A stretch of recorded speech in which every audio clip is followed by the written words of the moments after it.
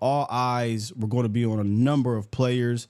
And one former first round pick of last year was Mazi Smith, who you said he looked bigger than he did a few weeks ago. And it was reported 310 pounds were at with Mazi. Now, from a distance, it's hard to tell through footage, but can you kind of give us a up close and personal take on Mazi's physique and weight and just movement now coming off that shoulder surgery?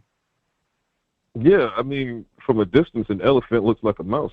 Facts. So I mean, you got to get up on them, right? And then when the elephant is in a pack of elephants, I mean, it's hard to kind of discern who's the biggest elephant.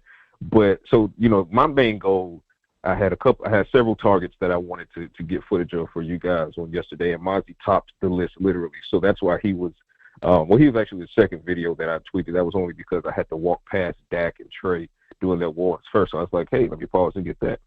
So made a beeline over to the defensive line group so I could get a look at Mazi up against, you know, like a Carl Davis, the veteran nose tackle, and up against some of the other guys, like O said. Him standing there, even from that distance, you could tell that he put on weight. And then you saw him go through the drills, and the power is still there. So I know that for a lot of people, they were wondering, you know, well, he slimmed down and now he has to put the weight back on. What does that do for the power? Was the punishing power that he was drafted with, did that wane a little bit and now he has to get it back? Well, as you guys saw yesterday, that power is still 110% present. He was punishing that sled. Now, that being said, as far as the weight is concerned, as he came off of the field, because yesterday I didn't see him, even though he was on the flight, I didn't see him on the flight, and I didn't get a chance to see him walking around campus. So my first time seeing him at camp was actually yesterday. So yesterday was the first time I had seen him since mandatory minicamp. So that actually gave me a good chance to compare what he looked like in mid-June, early June versus now.